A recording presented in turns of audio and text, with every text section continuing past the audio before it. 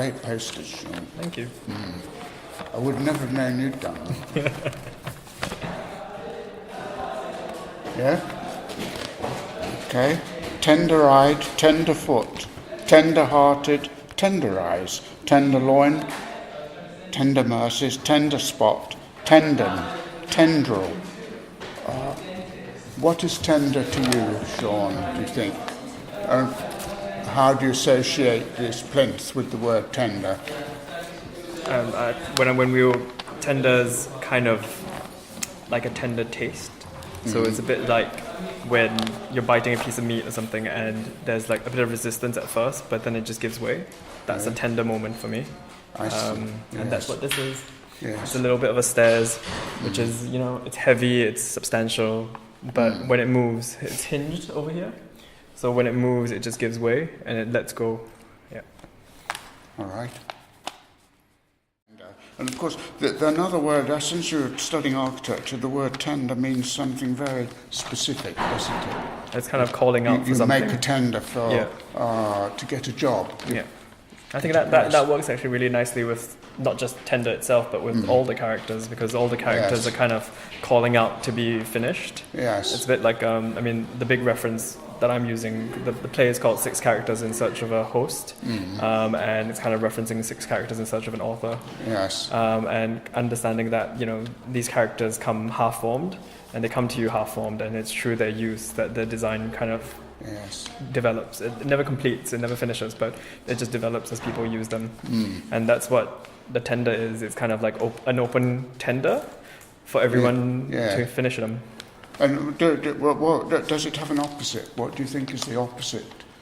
Well, that depends on which tender you take, isn't it? Yeah, I think with both of them, both tenders, the opposite would be something that's kind of fixed and unyielding, something that doesn't want to change, doesn't want to adapt, or doesn't want to be flexible. No. But tenderness kind of it holds true to itself, but at some point it does give in and it does allow things to happen to it. Because the strangest meaning of the word, it's strange because it's a word which depends on its context, on its meaning, doesn't it? It can't exist. You have a tender behind on a train, don't you, on a steam engine. Yeah. Why it's called a tender, I don't know. For me, it was also about, when you're like bruised a little bit and you feel a bit tender, you're kind of a little bit achy, but not in pain or anything like that, just a little bit vulnerable, I guess. Yes. And that's also tender-hearted or tender, feeling tender towards someone. And I think that has to do with it as well. Like, it has to do with that kind of like vulnerability, I guess, of the structures. That the structures are kind of, or the characters are there to be affected. Which is your favourite tender song? Love Me Tender? Or? I think there's a song called Tender is the Night, which is based on Tender is the Night.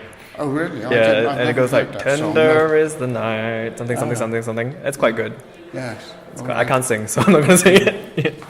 Yes, it's just a very unusual, you don't hear, it's not a very AA word, tender, is it? Yeah, it's not on the list this year. No, not on the list of the AA vocabulary. Yeah. So it's quite unusual. Yeah. Yes. I don't think any of them are on the list. Tendency, do you hear that? Is tendency derived from tender? Yes. Is it? Well, it doesn't quite say. It starts off, yes, it goes tend, to look after, isn't it? To tend. Tend, yeah. Yeah, and then to take care of, to hold a course, then tendency. Yeah. And then tendentious, so it's really good. Or like tendon as well. It finishes up with tendon. Yeah, because tend I think is a quite good one because a lot of... Or tendril, then the next one is tendril. Yeah. Yes, tendril is like the... Here's a nice kind drawing of tendons. Yeah. Yes. Yeah. Tend is quite a good one because like a lot of the idea behind hosting, part of it has to do with, not all of it of course, but part of it has to do with this kind of idea of hospitality or care or kind of like attending to someone. Yes. Right, attending to someone and kind of like paying attention to someone. Yeah. But like, I think there's a bit of both to it. When you tend to someone, are you just kind of taking care of them and kind of like serving their needs? Or like I was reading Celine Condorelli's book called Support Structures, and it looks at kind of like the discourse around support structures, be it arts funding, all the way to medical care, all the way to scaffolding. But understand all of them as one discourse. It's quite a good book. I think Mark wrote an essay for it, Mark Cousins. Yes. And it's quite his essay is a bit funny, but in a nice way. And I think there's something about Has it got pictures in? It's got pictures in I it. might have a look at it then. Yeah, a little bit, not a lot of pictures, but you know, like nice little bits of scaffolding, nice little bits of like, there were these things called like joke casts, where people would kind of like, actors would kind of pretend, like wear casts so they could get into the character of someone who's injured. So there are pictures of that kind of stuff, and like these shops that would sell these kind of like fake ailments. And so that within the discourse of care, there's also this idea of how do you assess how to tend to someone. Because you have to assess their needs based on your understanding of their needs, not based on what they actually tell you necessarily. When you're like a doctor or a nurse kind of thing, you don't necessarily tend the ailment they say they have. You tend the ailment you think they have. So it's about how do you kind of figure that out. It's quite interesting. Interesting work. Yeah. Tendon is a cord of strong fibrous tissue attaching to a muscle, to a bone. We're sort of held together by tendons, really, aren't we? If we took those away, we'd collapse in a heap. I think that's also like, I think you're held together by it, but you're also kind of let go by it. Because depending on what state it's in. And I think that's why I was looking at tenderness. It's depending on what state it's in, depending on whether the stairs are kind of in this configuration or they are kind of hinged upwards and becomes kind of a bit of a U-shape, kind of valley.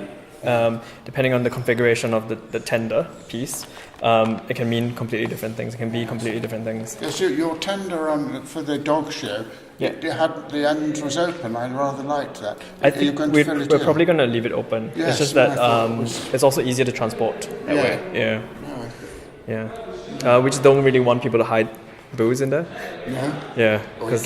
We do, but like health and safety will not be happy, and also because I'm doing this without full permission, so. All right, well, is there one final word you'd like to have about? Is there something you'd like to say about tenderness? Tenderloin, the tenderest part of the loin of beef or pork. Good word. Good word. It's a nice way to end off tenderloin. I haven't had a tenderloin in a long time. Anyway. Since you're filet mignon. We'll have some. Okay. Thank you very much, Mr. Gwee. Thank it's you. been a pleasure talking to you in the place where no one goes.